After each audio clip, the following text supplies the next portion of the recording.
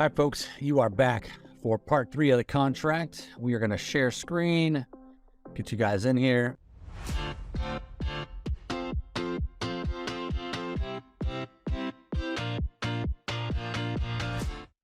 going to quickly scroll back like a page or two just because I like to kind of give you a quick recap.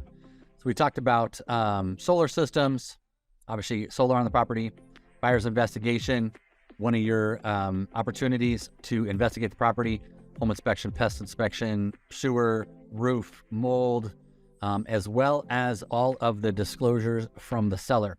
Talked about title investing, escrow, one of our other messages and videos is going to talk to you guys about that. Time period, removal contingencies. We talked about contingencies several times. So just a quick reminder, contingencies, as you release them, that is us letting a little bit go of the deposit and getting it closer to the seller. The last thing we talked about was seller's right to cancel. So once you're in contract, seller does not really have the right to cancel, but you as the buyer, as you're going through your inspections, have the right to cancel at any time. And sometimes it's just, you know what, we decided we need a bigger house, or we don't want our payment to be that high, whatever it is. You have the right to cancel through that period, right? Should buyer not fill out or complete things in a normal fashion or the fashion for timelines, the seller has the right to give you a notice to perform, which means, hey, get moving on your stuff, right? Effective removal contingencies, removal of buyer contingencies, removal of seller contingencies. You're going to hear this word all throughout the process. This is where you're giving up a little bit of the power that you have to negotiate with, right? Demand to close escrow is ultimately we're getting close to closing, and for some reason we're not moving quick enough. The seller has the right to do that. And then, of course, if the seller starts to drag their feet, we as the buyer side have the right to demand that the sellers close escrow. Effective cancellation on deposits ultimately says, hey, if we cancel, deposits are subject to the contract. If we have not released contingencies, that means the buyer, they should be going back to them. Even if we have released all contingencies, buyer and seller can agree to let the deposit go back to the seller, to the buyer. It is, in fact, a negotiation. Repairs. We talked about going through the investigation process. As you're investigating the property, we have the right to request repairs. We can ask for those repairs to be completed before the close of escrow, or we can say in lieu of repairs, we would like for the seller to give us a credit of 3, 5, 10, whatever that number is, thousands of dollars, hundreds of dollars, whatever it is. And you as the buyer could complete those on your own should you feel you're handy enough and could do it at a better price, or you want to not do the repairs because you're going to actually upgrade something. So sometimes properties are damaged, a vanity's broken, or carpets are kind of messed up, and instead of saying we want you to clean the carpets, we just say, hey, give us a credit because we're going to put laminate flooring in instead, and that way we'll pay the difference. So final verification of condition. As we are going through the process, you're going to get all these different videos. They're going to walk you through the entire process, but 5 days before we close, you're going to have the right to walk through the property and make sure that it is in like condition or as is condition as it was when we saw the property. And we're going to make sure that it is. So verification of property. Prorations of property taxes and other terms. Depending on what time of year you close, it's possible that there will be a proration of property taxes. That will be discussed by your lender, and it will be discussed by escrow, and you will see it on your net sheets. So that's good. The taxes are going to talk about. Brokers and agents. Now, interesting thing. Buyers do not pay the agent's compensation. Currently, in our market, the seller pays the compensation to the buyer and the listing agent. So it's possible that the commission is going to be negotiated at a later time. There's some different things happening in our world that say that at some point in time, it might be the buyer's responsibility, but currently seller pays commissions. Scope of duty. For me as the agent on your behalf, I'm actually a broker, so just took an extra test, all it is. Scope of duty says it's my responsibility to act in your best behalf, to make sure that I'm giving you guys information and telling you everything I can. But it also says my scope of duty does not say I should be paying for things for you, I shouldn't be doing inspections for you, and I shouldn't be signing any documents for you. So even if you gave me power of attorney, probably not in our best interest. If you miss an initial, it's so much easier especially in today's digital world, for me to shoot that over to you for a digital signature rather than trying to find people and have the old school signatures. So scope of duty says I'm here to help you guys, protect you, but I am not going to sign any documents for you. I don't have the authority really to do so. I'm not acting on your behalf. Joint escrow instructions to the escrow holder. This right here is a bunch of information about escrow. And like I said, you're going to get a video coming up probably in the next few that's going to talk about escrow instructions. It's going to be one of my favorite escrow officers, Maria Spaeth, and she's going to be talking to you guys about the escrow process, what escrow is responsible for, what they're legally bound for. And then remember, escrow and title together are in Northern California. In Southern California, they're actually separate.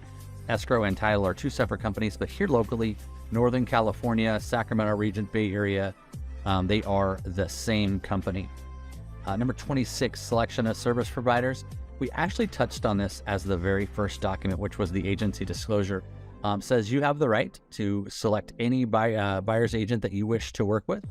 And you have selected to work with me. If for some reason I am not meeting your expectations, then you have the right to ultimately say to me, hey, it's time for us to part ways. And honestly, I have the same right if I feel like, you're not being straightforward with me, or I feel like, it's just maybe not a good fit. I may say, hey, I may not be the best fit. Let me get you in touch with somebody on my team that actually might be a better fit, right? Multiple listing service. That is the service that we use in our office to input all the listings into the software portal. From there, you guys have the ability to search our websites, our MLSs. That then pushes out to Zillow, to Trulia, to Redfin, to Realtor.com. It goes out to all those other places, but MLS is actually where it starts, and that's what we as agents use. Has the most accurate information, has the most fulfilled information, has sometimes more information than Zillow will have, than Redfin will have. MLS has, like I said, the best data. Attorney fees and costs in the state of California. We do not use attorneys to negotiate the contracts. This was written by the California Association of Realtors attorneys, but we don't pay them any fees. I just pay my standard dues to be a member of the Association of Realtors.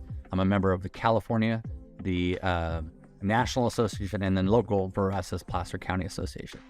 Assignment nomination. This is where you could assign the property to somebody else. So you buy this property, you get an escrow, and you say, hey, you know what? We're actually going to put this into a trust. Or for some reason you say, hey, you know what? My wife's going to buy the property, not me, or my brother's going to buy the property. Now, if that does happen, you wish for it to be an assignment, you have to get the seller's permission. And if you're just transferring, adding on your wife, or having one of the kids buy it instead for credit reasons or whatever, you do have the right to assign it. Again, we're going to talk about equal housing opportunity. Property is sold in compliance with federal, state, and local anti-discrimination laws.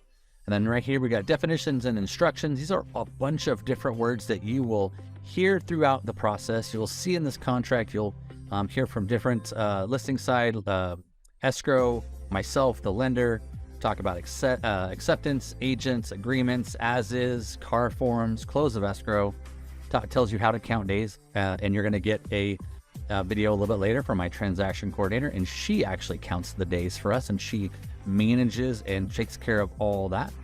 Electronic copy or electronic signature, we will utilize that many times throughout this process. It is a way easier, quicker way to handle things. Every once in a while, I have some old school people that like to sign right here in front of me, but hey, other than that, we're using electronic and digital signatures. It's been widely accepted for probably 15 years now. So, and then we're going to get into, there's law, legal authority, authorized signer. Like I said, I am not a legally authorized signer. We talked about repairs, terms and conditions of the offer, and then time is of the essence. I want to talk to you guys about time is of the essence. Should anything change, you decide you want to offer more money when we're writing an offer.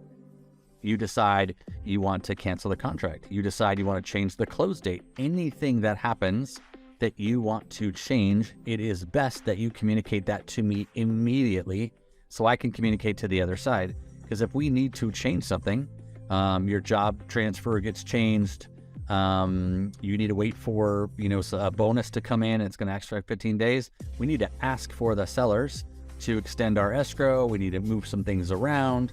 Every once in a while, we'll, have a change in pricing. We could have, just anything that we need to do. Appraisal comes in low. Time is of the essence. We should communicate as soon as humanly possible. Legally authorized signer, we talked about that. I am not that person. Talk about liquidated damages.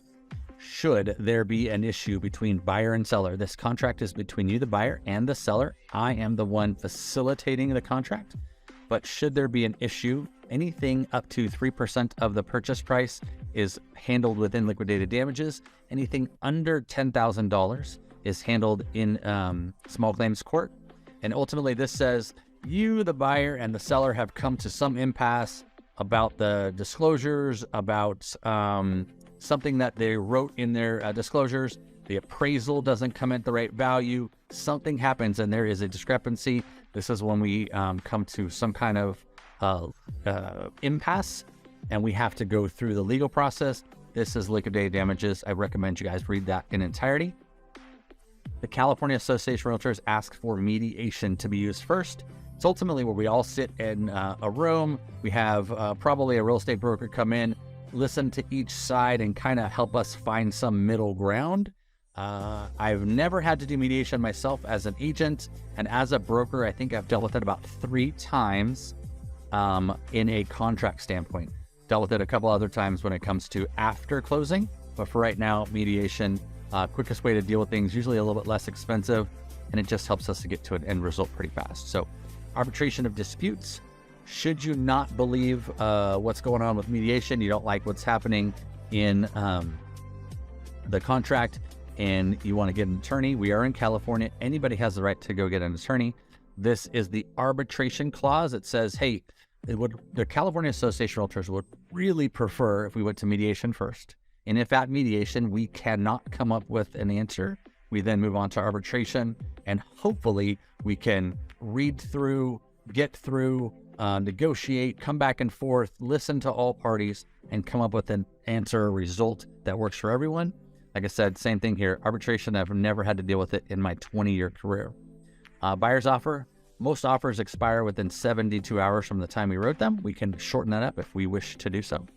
You'll see that there's an entity buyer. Every once in a while, someone buys the property in an LLC or in a trust. You have the ability to do that. Let's see what else. Here's where you guys are going to sign for the entire contract. We have acceptance of offer. The seller has the right to accept the offer, counter offer, put it in backup position. And if the seller is an entity, they also have a box here for them to sign. Now, we are through that. Offers have been presented. Buyer either accepts your offer, seller either accepts your offer, counter offers, or says, hey, we just had one offer that was so much better than everybody else. We accepted that one, and unfortunately, you have not been selected. Does happen from time to time, but that's we're gonna do everything we can to make the best offer up front, and I'm gonna tell you guys about that in another video also. Real estate broker section. This is going to be the information for myself, my company. Put in the address here, and then we have designated the listing side. They're going to fill out all their information there. Escrow will fill out all their information here. And then real quick, I want to, no, we'll get to that later. Buyer's investigation advisory. These are a list of things that are important as you are going through your property. It talks about importance of property investigation, what the broker's obligations are, square footage, age, boundaries, wood destroying pests, soil stability, water, environmental hazards, earthquake, fire, building permits, rental property restrictions, security, safety. These are some of the inspections that can be done. And you notice this last one here for the buyer's investigation. I recommend this earlier in one of the other videos is drive through the neighborhood. Get a feel for what kind of cars are in the neighborhood. Find out what happens on a Friday night or Saturday morning. Are people out walking their dogs? Or is, there are a bunch of cars on the street? Look through those things, drive through during school time, find out if there are a ton of kids walking home from school, or if there's a bunch of people picking up their kids on your street, and that might cause you guys some traffic. Fair Appraisal Act Addendum. You are getting an appraisal, or if you are getting an appraisal, you have the right to get a copy of that appraisal. You're going to pay for it. this is something you will deal with your lender. And then California Consumer Privacy Act disclosure and notice ultimately says, myself, my company, my team, nobody will take your information, sell it, transfer it, trade it, or anything else like that. So that is our entire contract. I know that is a lot of information. Broke it down into 3 parts for you guys, so you could break it down into smaller pieces, hopefully absorb it. And like I said, always highlighter, circle it, ask questions. You can respond to me in email, text message, voicemail, whatever you think is best. And then the other thing I want to touch is, you'll see some of these areas right here are in yellow. That is where you will be signing. The seller will be signing, but also agents will be signing. They'll be right here. This one, for whatever reason, doesn't have the yellow, but it also has the buyer signatures there.